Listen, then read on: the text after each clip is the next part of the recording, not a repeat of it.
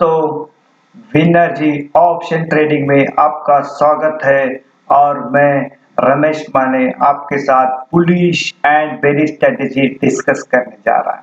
इसके लिए सबसे पहला हम लोग यहाँ पर डिस्क्लेमर देना चाहते हैं, यहाँ पे कोई बाइंग और सेलिंग का रिकमेंडेशन नहीं, ये ओनली एजुकेशनल पर्पज है। We are not SEBI registered. This is the only educational purpose. Pure sure entered and no carry forward. Capital required 30 to 40,000. Daily per lot. Profit and loss 2,000 rupees. ये इस channel का disclaimer है और यहाँ पर हम लोग अपने बुलिश और बेरिश स्ट्रेटेजी के अनुसार हमारा व्यू जो है ये 5 फरवरी 2024 के लिए क्या होगा एंड 5 फरवरी 2024 के लिए क्या होगा, ये हम लोग हमारी जो बुलिश और बेरिश स्ट्रेटेजी यहाँ पर हम लोग डिस्कस करने जा रहे हैं। Let us start.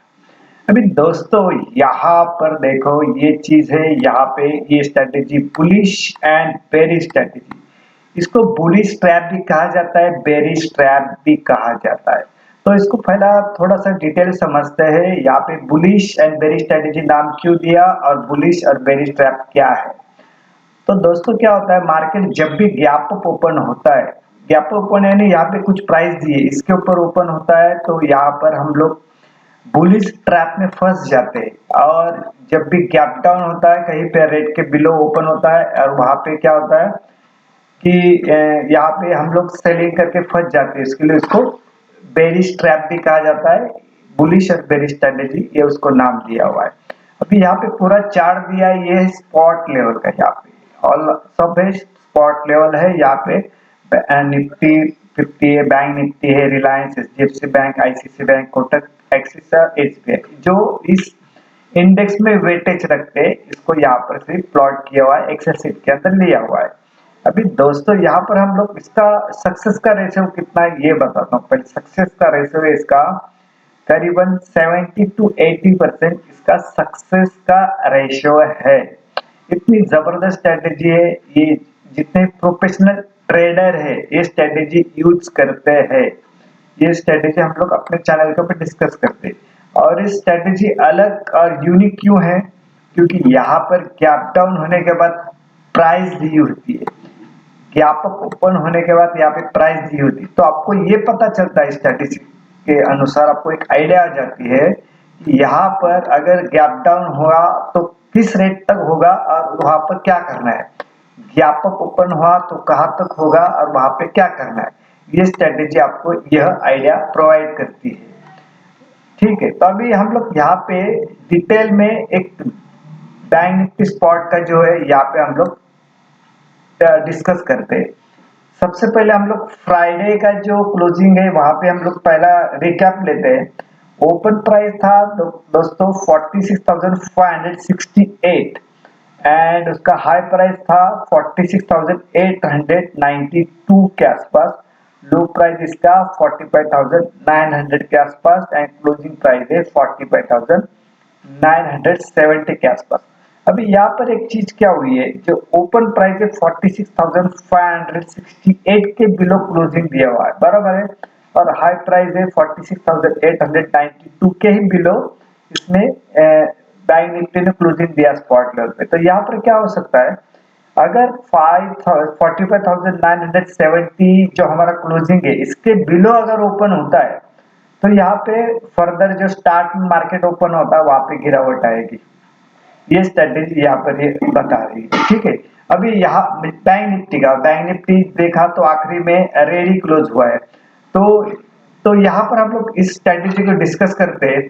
तो दोस्तों यहाँ पर जो ग्रीन में दिया है बाय लेवल यानी हमारा सपोर्ट लेवल है, ये रेड में यानी ये हमारा रेजिस्टेंस लेवल है, ये हमारा क्या है रेजिस्टेंस लेवल है, ये सपोर्ट लेवल है। तो दोस्तों यहाँ पर क्या देखना है हमें, समझो मार्केट गैप डाउन ओपन हुआ, गैप डाउन ओपन यानी क्या समझो 45,650 या इस रेट के ऊपर ओपन होता है गैप डाउन, लेकिन इस रेट के ऊपर, तो हम लोग यहाँ पे एटीएम का कॉल बाय करते हैं। गैप डाउन ओपन इस रेट के ऊपर ही सस्टेन करता है, एट द मनी वाला कॉल बाय करने वाले, यहाँ पर ये चीज हुई। इसका सेकंड पॉइंट क्या है, गैप अप ओपन हुआ यानी 46,350 या इस रेट के ऊपर ओपन हुआ लेकिन सस्टेन नहीं करता यहाँ पर, तो यहाँ पर हम लोग एटीएम का पुट बाय करने वाले। ये स्ट्रेटेजी 9:15 को ही एक्टिव हो जाती है मार्केट ओपन होने के बाद तुरंत। इसको कोई चार्ट बाकी देखने की जरूरत नहीं है, क्योंकि जब भी मार्केट ओपन होता है तो कौन सा चार्ट रेडी होते नहीं है, हमें सिर्फ यहाँ पे नंबरिंग होती है, तो नंबरिंग से हमें पता चलता है।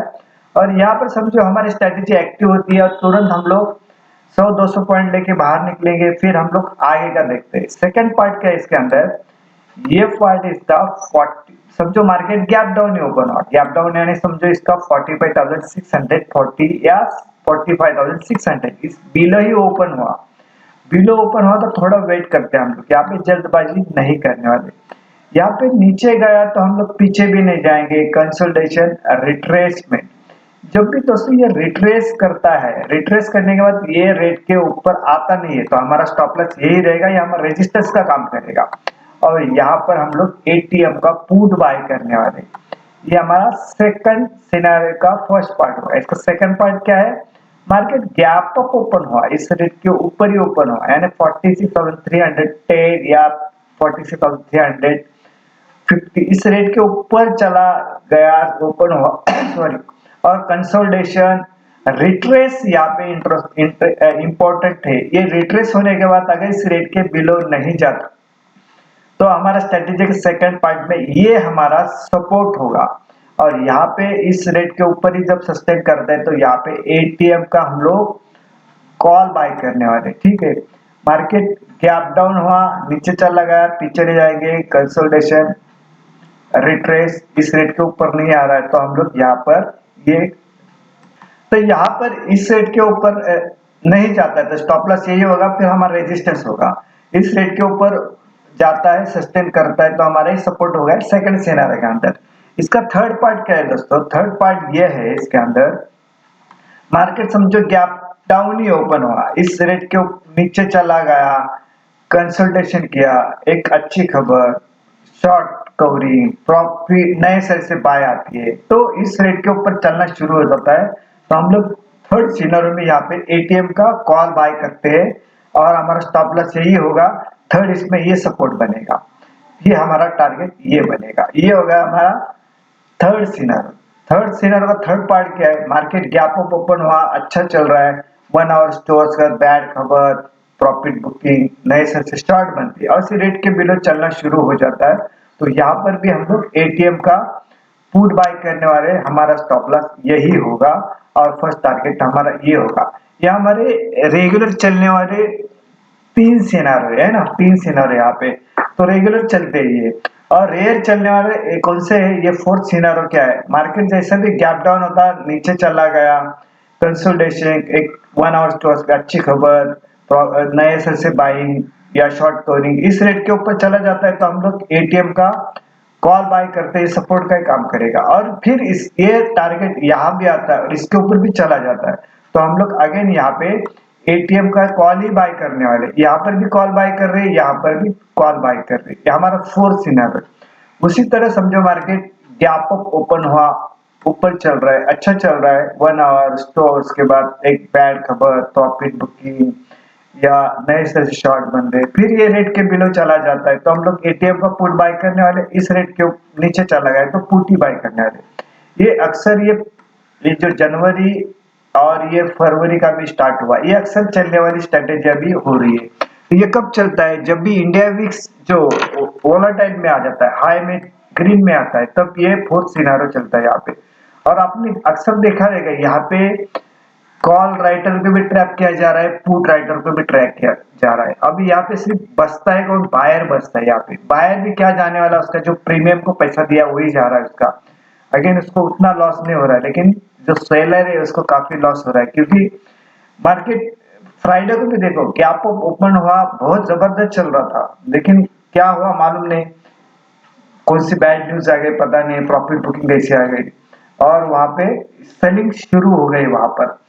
तो ये बैंक निफ्टी तो नेगेटिव दिख रही है। अभी इसके ऊपर देखो हम लोग 100 SMA और 50 SMA देख रहे हैं, तो यहाँ पर क्या होता है, अभी भी देखो ये 46,605 ये हमारा अभी भी टारगेट भी है और रेजिस्टेंस भी बन रहा है। और ये डाउन साइड का 100 SMA का 45,300 तो 45,400 ये हमारा अभी भी टारगेट। और यहाँ पे ये सपोर्ट बन रहा है। अभी समझो यहाँ से जैसा क्लोजिंग है 45,970, अगर गिरावट आती है तो 45,400 तक, यहाँ तक गिरावट आएगी और यहाँ पे सपोर्ट नहीं लिया तो फिर फर्दर आगे गिरावट आएगी। लेकिन ये हमारा अभी जो मंडे के लिए जो भी हम लोग डिस्कस करते हैं, ये टोटली प्योर श्योर इंट्राडे के लिए डिस्कस करते हैं। अभी हमारा अपर साइड का टारगेट होगा 46,600, डाउन साइड का टारगेट होगा 45,400 और हमारा ये सपोर्ट भी होगा यहाँ पर। यानी इस तरह से आया नीचे तो इधर आएगा समझो, फिर इसको ब्रेक डाउन करता है तो फर्दर गिरावट आएगी, नहीं करता है तो यहाँ पर एक बाइंग अपॉर्चुनिटी मिलेगी इंट्राडे के लिए। ये यहाँ पे सिनेरियो क्लियर हुआ है। अभी निफ्टी 50 का क्या है, निफ्टी 50 का ये देखो, ये है 21,740 के आसपास ये हमारा सपोर्ट लेवल है और इसका 21,970 के आसपास ये रेजिस्टेंस लेवल है।